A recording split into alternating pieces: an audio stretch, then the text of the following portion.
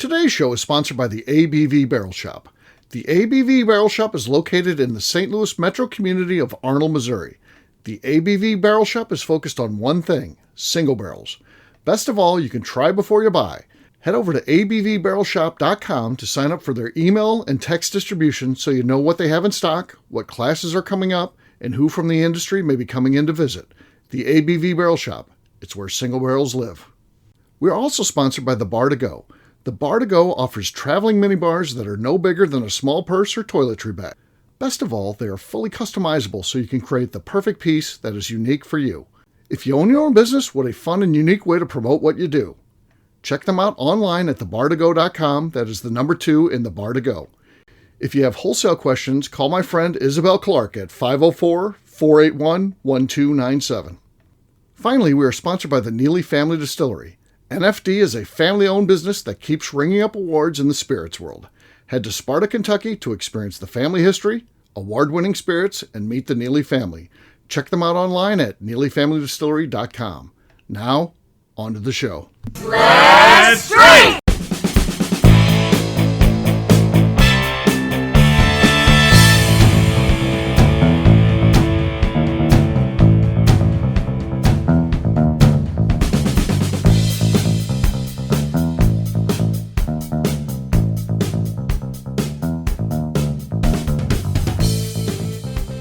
Welcome to the Bourbon Daily, the podcast about everything bourbon delivered to you every day of the week. Today on the show, we ask if Booker's is one of the best bourbons you can actually find.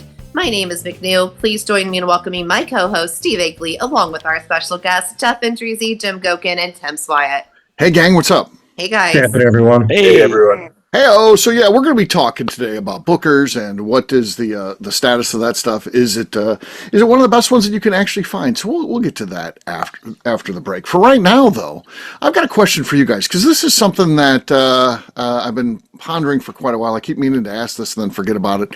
And Amazon just works for me. I don't know about you guys, but for me it works. I don't like to go shopping. I do like grocery shopping, but the rest of it I don't like. I don't like to go in any sort of store. So when I need something, I'm like, oh, the tape's getting low.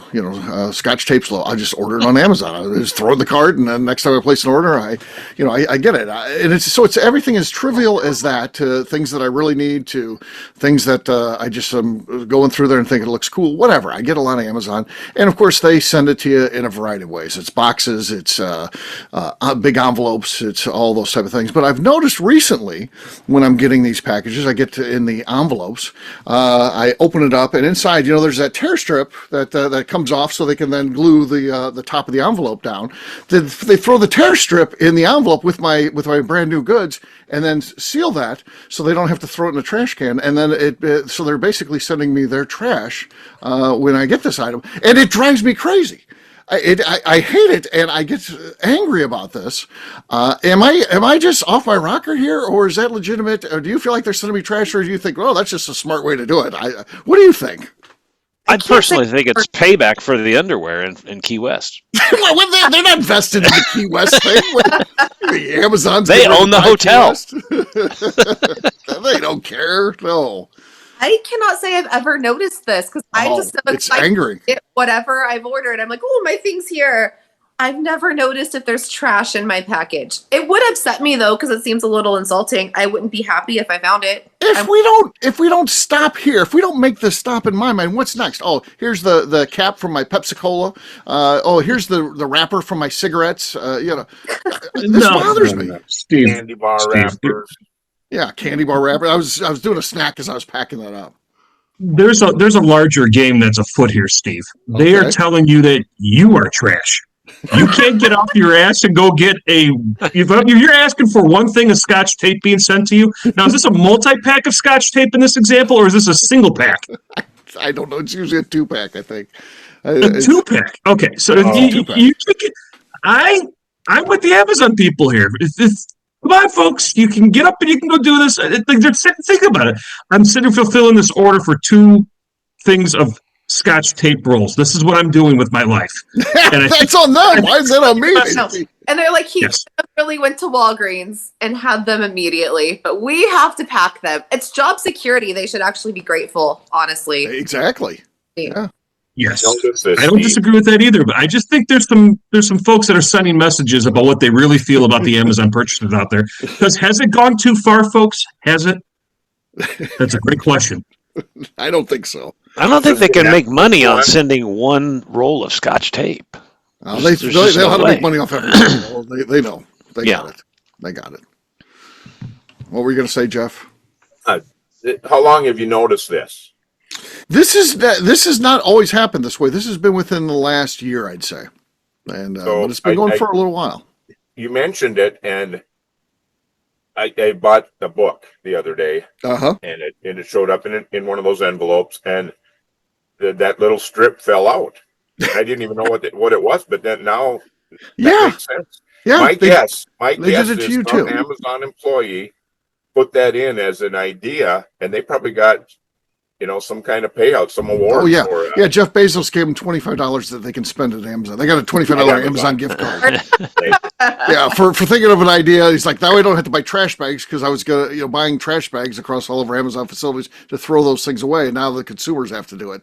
Well, think about it. How many tabs are there from every Amazon warehouse in a day's time? If they're I don't care. There's tons of them over here on the east side. I don't want to get a new car because and Ford says, well, our employees throw all their food consumables in your trunk because if you imagine how many consume things they consume as they're working on your car. We don't want to deal with that, so you can deal with that. No, you know what? Bullshit. I don't want any trash in my stuff. I don't care if it's probably saving a rotator cuff, because think about it. Like, if you're stripping it off and you got to throw it in the trash behind you. Sucking up your shoulder, just throw it in the bag. Save that. I don't care if it takes 100 Amazon employees to fill my thing because they all got the rotator cuffs. I don't want the goddamn strips. I'll bet. How am I paying for that service for? Yeah. I'll bet it's a robot that they've implemented now that somebody stuffs the package and then there's a robot that does the sealing, and somehow the way when it tears it off, it ends up dropping it into the bag. Oh. Well, I don't like it. I blame AI. The robot's rebelling. The robot's just pissed. I don't like it. We need to stop this. We got to stop this. We got to take a stand. I don't know how. Maybe it's one of those things. At some point, I'm coming up with all these things that must be stopped. I just got to run for president and do a bunch of executive orders and get all this stuff done. Exactly. Everything's everything. What are you doing on all the tariffs? All this kind of, no, I'm just going to stop the Amazon envelope, the strips going in your no more envelope strips. Run for president, get in for 1 week, all the things that piss him off, and be like, I think I'm going to resign now. I'm a man of the people. We'll get all the shit done that we don't like, that bothers us. So, yeah. Get to work on some unholy partnerships that shouldn't be happening, like Graders and Skyline. Let's just start there. Oh, God. No, look how successful that was. Look how successful that was. No, people loved it. It's not for me, but I can tell you who doesn't love it, and that's the sewer systems where all of these people who bought that ice cream. It doesn't have chili in it. Let's be clear. It has the spices, which of course everybody says there's cinnamon in. So it's just like a cinnamon ice cream, I would assume. I don't know, but it's also got oyster crackers in there, which salt and sweet is a good combination. So I don't think this sounds horrible. Yeah, I don't think it sounds horrible. Are they not getting how are those oyster crackers not just mush? Well, same way an Oreo would be crunchy in ice cream. You get an Oreo Blizzard, it's got chunks. Yeah, they're not mushy. It's fresh made though. They crunch that right ahead of time. You can get Oreo ice cream from the store and it's still crunchy and not mushy. Oh, I'm assuming it's processed as fuck. Are they processed? Are you sure it's really Oreo left over? Something goes in there? Yeah, who knows? Or is it eraser scraps? That's just who knows? I think Steve should get on the Amazon app and write in and report back what they'd respond with. Okay. Tell them you're upset. Yeah, I'm upset. If you show them pictures, though, I think reviews go further when there's a photo evidence of how they wronged you. So you have to include that. Well, they don't really care. One time because one time I did one time I did this route. So I ordered some glasses, and this is before I had the shop. It wasn't for the it wasn't for business or anything. I had ordered some glasses for personal consumption, using it at the house. Got it through Amazon, and the photo, they send you a delivery photo, and the photo the guy snapped, which is amazing to think about it, was the box was midair. Heading towards my door. Yes. Mid-air, I love those people. Yeah, that's awesome. Yeah, and I sent that in. And I said, "Is this how we deliver?" And they never even fucking responded. They were like, "Oh, fuck that! We don't need to be responding to this." Not our employee. We're not worried. Call FedEx, UPS. Yeah, mid-air. That's awesome. So that took some skill. I probably promoted this person's now taking pictures for their website or something. Yeah, Were the glasses broken? No, they weren't broken. I can't complain about that, but I'm like, excellent packing. They probably gave that guy a bonus for being so efficient. You didn't even walk up there. You just launched it. Good. You can do more quicker. We're proud of you. Yeah. So there you go. All right. On that note, guess what, gang? It's time to drink. What is everyone drinking? Let's start with Mr. Indrizzi. What do you got there? Well, in honor of tonight's show, I've got some Booker's batch 2304. Okay. Nothing. You have the sounds of silence there. So, yeah. Really? It was really good on this end. Oh, I'm sure. It was exquisite. We'll let Tim go next. See if Tim can beat that. I was about to say that. Tim, there you go. There you go. I've got a chance to take the lead here. I don't have any Bookers because all my Bookers are from like 2015 to 2016, and I still just don't want to crack that wax open. It'll take me half the day. But I am going to go with a Knob Creek product. This is a Knob Creek single barrel rye from our friends at Old Hickory Whiskey Bar down in Pensacola, Florida. Slide on the set. No. Okay. Nothing there. Pensacola. I wonder how Katie and crew did with 8 inches of snow the other day. I don't think they did well. I don't think so either. They were not okay. We're not okay. Yeah. They did not understand what was going on. Yes. There's it wasn't Miami snow, that's for sure. Yeah. It's crazy. All right, McNew, you're next. So a lot of my bottles are in boxes that I don't know they are. So I stopped by Meijer on my way to the show, and I have a bottle of Larceny. Whoa! That's solid. There's our lead. I'll go next. I got James E. Pepper, by the way, and you know how this shit goes Very down. nice. So I pulled this out on a show, if you listen to the shows recently, where Phil was on, and he just ripped on it, said, terrible product and all that, and, nothing but good. And this is how this stuff happens. So publicly, and one of the top bourbon podcasts, he talks about, it's terrible and sucks, and he hates the bottle and everything about it. And I was like, oh, that's kind of rude. And then, like 3 days later, he's like, someone gave me a pour of that. He's like, oh, that's excellent. I did you wrong there, buddy. Was he just judging the bottle? Because he guess. Yeah. He's like, I still hate the bottle. He hates the bottle. But the whiskey's delicious. I'm like, oh, well, yeah, that's good for James E. Pepper. You do it on the show, but then you apologize off air. So. Oh, we need to have a retraction of that statement, Mr. Collin. I know. I hope they go after him. He's got to come on here and read a prepared statement. Yeah. With horsey. You got to get his horsey on out here, too. Yes. All right. Let's see what we got here. James E. Pepper Decanter Series. Nah, not enough to beat McNew. She's got the lead, but we have Mr. Gokin yet to go. What do you got there, my friend?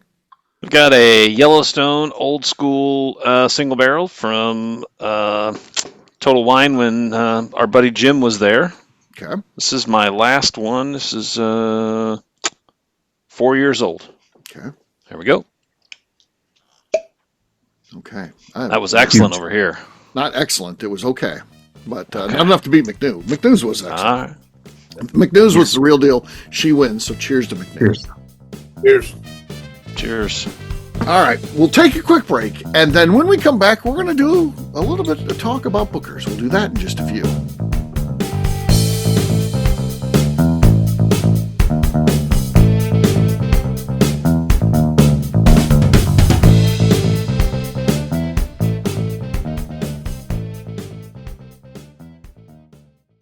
Okay, let's talk about the people that make these shows happen.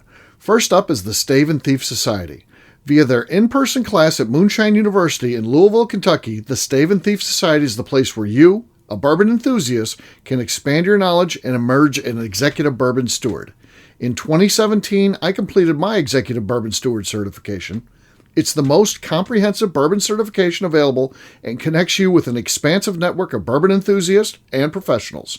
Check out the full listing of in-person and online certifications and join the society today by enrolling at staveandthief.com. Speaking of executive bourbon steward certification, the ABV Barrel Shop in St. Louis, Missouri has developed a unique partnership with the Stave and Thief Society to offer a preparatory class to assist you in getting your executive bourbon steward certification. This prep class costs only $25 and is available to take live or online via Zoom. Graduates of our class receive a coupon code good for 15% off your executive bourbon steward certification held in Louisville, Kentucky. This saves you almost $90. Additionally, you can collaborate with fellow attendees to split travel costs when you go to Louisville. If you're interested in signing up for the class, simply head over to abvbarrelshop.com and check out the classes and events page. Last but not least, we are sponsored by Neely Family Distillery. Royce Neely is the 11th generation distiller in one of America's oldest distilling families.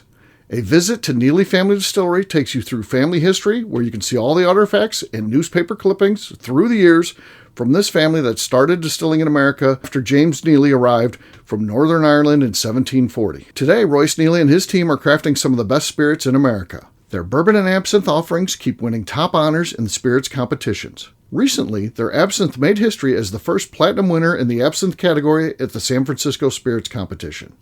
Neely Family Distillery is definitely a bucket list destination if you are a bourbon fan. Learn more about their spirit offerings, visiting their facility, and the awards they have collected over at NeelyFamilyDistillery.com. And now, back to the show.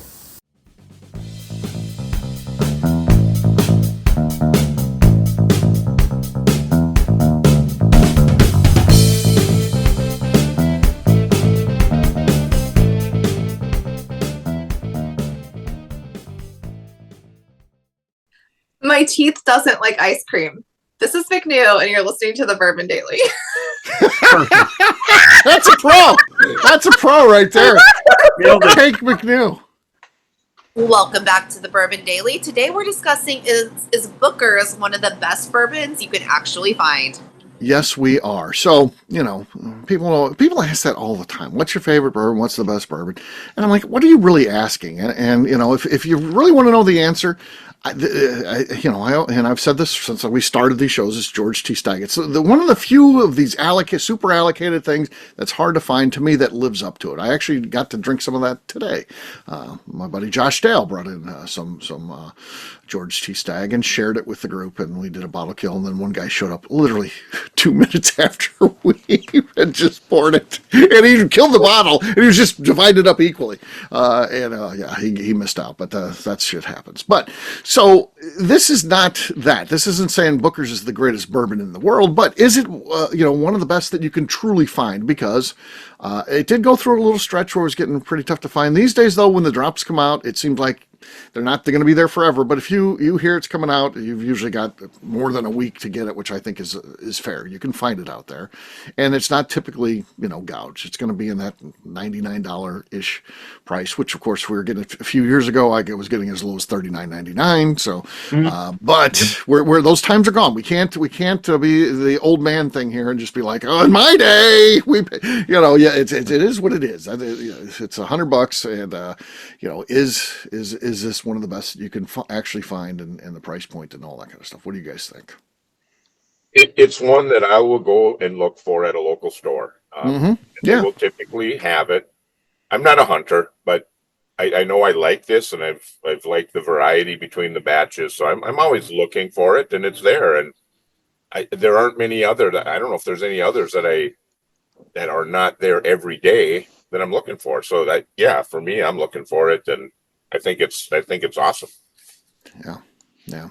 Like Jeff, I'm not going out actively, standing in line, not going to liquor stores, but it is available at my local grocery store in Missouri.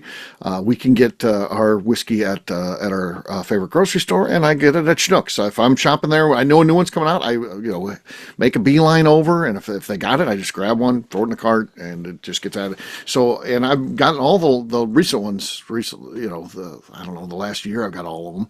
So it's plentiful enough where I can hear about it, know it's going to be out there, know to look for it, and been able to find it. So I think that's pretty good. What about you, Mr. Swire?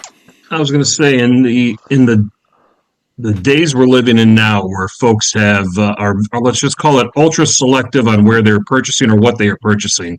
This is one of those that if you're looking for a Kentucky bourbon that is cask strength, unfiltered, with a story behind it, and there's still that passion behind it, you can still relate to that story.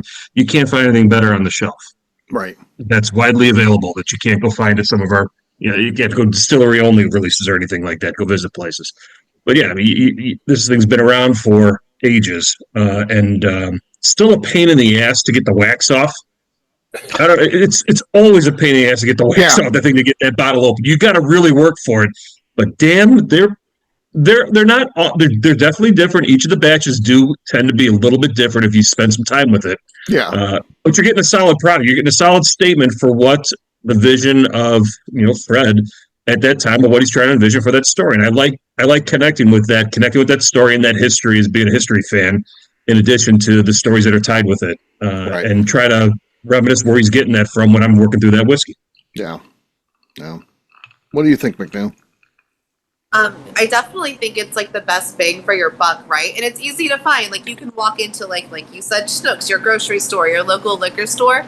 You don't really have to look that hard. And I'm not a hunter. I've never gone to look for anything. But if it's there, I'm like, hell yeah, $99, call it a day and go home happy. Like, yeah. Like it makes. I think it's one of those things that still make bourbon fun, because it got unfun if you're looking for things you're not getting. Makes it fun again. Makes it feels like you're still winning.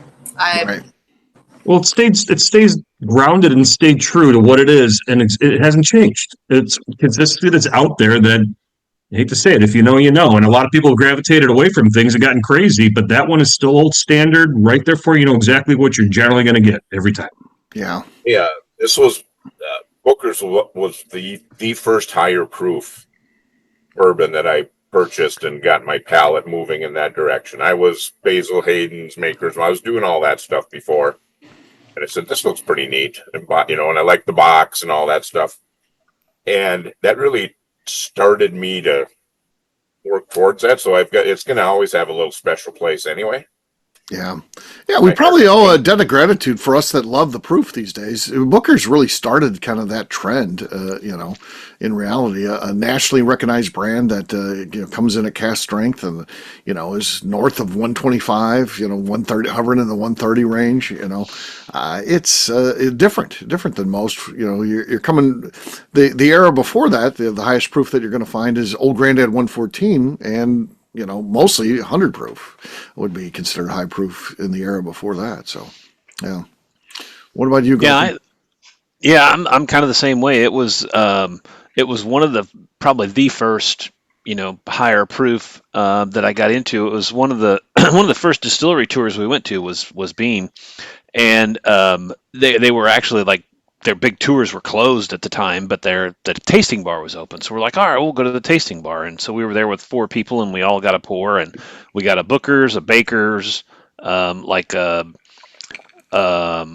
Jim Beam like uncut or Devil's Cut or something like that, and a Basil Hayden's. And of course, the Basil Hayden's was super weak compared to everything else. But I loved that pour so much that we got home, and I actually called down there and to Jim Beam. I was like, I need to talk to the guy in the tasting bar. And I was like, hey, I was there, 3 days ago with 4 friends, and we all had, a pour of, this. And he's like, oh yeah, I remember you guys. I was like, what batch is the Booker's batch that you poured? Okay, this is gonna be good. Let's hear it. Yeah, exactly. It was Kitchen Table. Okay. And so I went around in St. Louis and I got somebody who called me when they got a couple of them in, and I end up with 3 bottles of kitchen table.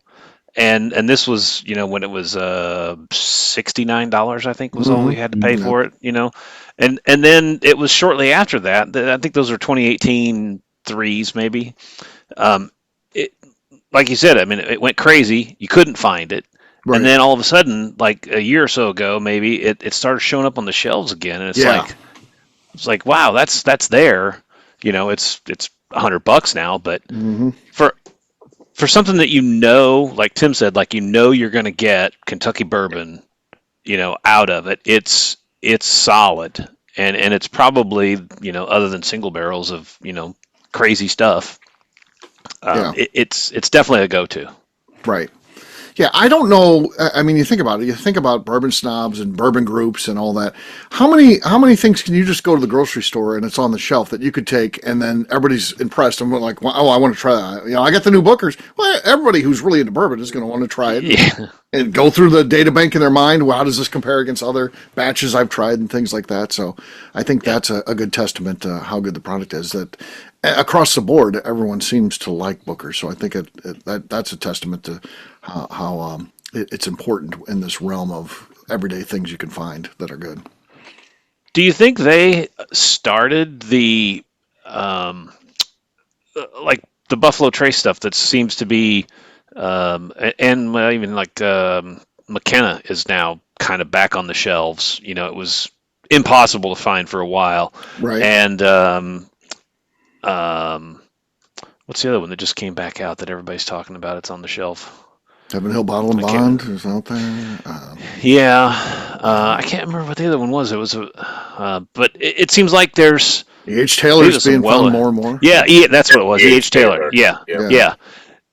Some of these brands that were so hard to find for a while, like is Booker's what started that resurgence of those, highly sought after products coming back to the shelf. In a way, yes. Maybe. I mean, if you go back, 4, 5, 6 years ago, how many stores were like Buffalo Trace, expands their capabilities for making more whiskey. Beam has done several expansions, Heaven Hill. So now they've just made so much whiskey. There's new capacity coming on board. Yeah. Right. Yeah. It's just so. Larger batches. It's just some of we're starting to see the increase of all the capacity that's they've laid down. Now the question is what is the economy? What does economics do with supply and demand? Yeah, falls off the other end because there's I feel like people are talking about problems in bourbon. I don't feel like there's a mass exodus of bourbon drinkers at all. I feel like we're as solid as ever, but the industry has done a play for continued growth, and I don't think they've grown at the level that they had been the decade before this. The younger generation, the millennials certainly came in and they were drinking whiskey and stuff like that, so that helped. It fueled that growth. But now, as the generation after that, apparently people are saying they're not bourbon drinkers. They're not drinking at all. Yeah. That's what I hear. They're smokers and ediblers. They're not drinking. Yeah. So, and we certainly see that at the store. Our customer base, very few people are under 25 years old. I mean, it's new drinkers aren't coming in and picking up into the whiskey world. So that's the problem I think that the industry is experiencing right now. It doesn't. I still think it's supply catching finally up with demand. Is part of this. Then when people see a bunch of stuff on the shelf, we're seeing all of a sudden it's a crisis and everybody's losing their hair's on fire. No, a lot of this is supply finally catching up with demand that's out there. Yeah. But the problem is, I guess it takes a while, Tim, for people to understand that supply has caught up because, there was this on social media here in St. Louis, Southern Illinois, big drop. You got E.H. Taylors everywhere. Well, people start going out and running out and buying all this stuff up like it was as hard to find E.H. Taylor as it was 3 years ago. No, because guess what's going to happen? In 3 weeks, they're going to do another drop that exact same size in Southern Illinois. And I guess you can go out and run out and buy all that again that you want. And then in a few weeks after that, there'll be another drop. This stuff's just going to keep coming until people quit buying. So, it's not a big deal. There's no need to hoard at this point. I think it's fun again because like when I first started, like 2017, 2018, I could go to like my grocery store, and it'd be like Henry McKenna could buy it all day, every day for $30. Like I want that back. Bring that back. I'm happy that it's caught up again. Like I don't think it's a bad thing per se. Yeah. I love that for me. Yeah. I don't think it's a bad thing, and and certainly our friends will talk about they're scared, they're worried what's going on, but I don't think they have to worry either. It's the bad ones. Who's going to get vetted out here is the people who haven't had a dedication to the craft and be willing to put shit in a bottle just to try to sell it. And there's a time when people are just buying anything and everything, and they were buying those bad products. And some of it maybe have been people hopeful that it's going to get better down the road. And I could say I was there from the beginning. They haven't gotten better, and it's time for them to go now. They've had their chance, just like the dinosaurs, right? They had their chance. We need Jeff Goldblum to do an infomercial. Catch your moment. Yeah. I mean, Steve, you're right. I mean, anybody who has a business plan that got into this industry with the expectation of interest rates staying at 2% or below, you're in really, really hard times right now. Right. It's it's no different than the assumptions that housing prices can never go down. When you make an assumption that all of a sudden the facts change dramatically like that, then the foundation of what you're planning to do is going to get shattered. You're going to get shaken out unless you've got backing, foundational backing, and cash flow. Because we know in this industry that to open a distillery, it's not only about the equipment or anything like that. It's cash flow to be able to turn that product that's still into a product that can be sold and distribute and get it out to the distributor as fast as possible. That hopefully has some stuff on the shelf for your own distillery that you can sell for a few bucks more. But it's but with whiskey, you've got to lay it down, and with age statements now back in vogue, right? So I think that's where when you come down to Booker's, can you find anything better in the sweet spot of everything that everybody's looking for? Right. High proof, age statements, unfiltered, uncut, barrel straight, all of the taglines. Booker's hits all those notes that anybody could ever be looking for, and that's why that's why I think it's so loved. And we, if I find one on the shelf that I don't have, I'm usually buying it. Right. It's a good product. Yeah. And there's also a limit to how much is out there because then they're going to be moving on to the next batch. Correct. So that's one of the cool things too. Like Henry McKenna's back, but there should be in theory consistency where that's going to be the same if you're buying it this year or next year. Whereas Booker's, it's going to be totally different. It's going to be different batches. So yeah, so Booker's may have a formula for success, and hopefully it allows them to keep doing so and keep putting good products out there. And of course, the Fred and Freddie combo, they're doing some creative things, and they've also made the distillery a haven to get all these things. So if you're looking for whatever it is, the little book or the special little book or the special bookers and all that, they've got all those at the distillery now. So they make it worth going there. They've put it as a must stop if you're into that sort of whiskey, because all that stuff is there. So it makes also for somebody who collects, like I collect the little book series. I always got to have one. Well, now I don't really have to worry because I know I can just go to the distillery and get it with their new business model. So they've got it there. They even have a little book from last year still around at the distillery right now if anybody missed out. So pretty cool. All right. On that note, we're going to wrap this one up as we always do by talking about where new people, where people can find us. Jim, we'll start with you. Where can people find you? I'm on Facebook at Jim Gokin. Jeff. You can find me on Instagram, Facebook, and the Cigar Dojo, Jeff Andreezy. That's 2 I's and 2 Z's. All right, Tim. You can find me on Instagram at SwyGuy2112 and on YouTube at Our Flagship Whiskey. All right, McNew. I'm on Instagram at McNew ABV. All right, for me, I'm an easy guy to find. I'm at Steve Akeley, Twitter, Instagram, or Facebook. I've got a website, steveakeley.com. We've also got a company website. That thing's going to be abvnetwork.com. Check that one out. Everything that we do is out there. Previous shows, blogs, so much more. abvnetwork.com. Come by and see us, the ABV Barrel Shop, the place where you can try before you buy. You never know what's going on. We're always getting in cool barrel picks, a lot of awesome things in the works.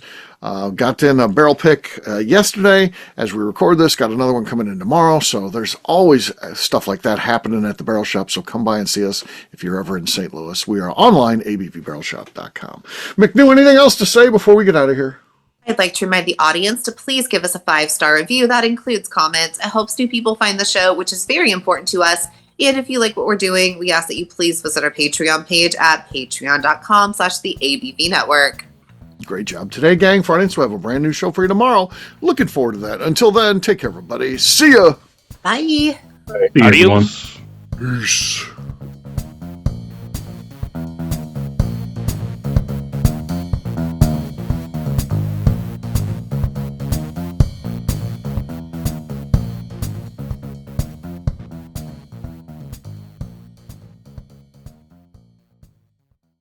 Before we let you go, let's talk about one last thing. The ABV Barrel Shop in the St. Louis community of Arnold, Missouri. The ABV Barrel Shop is focused on a couple of things. First of all, single barrels.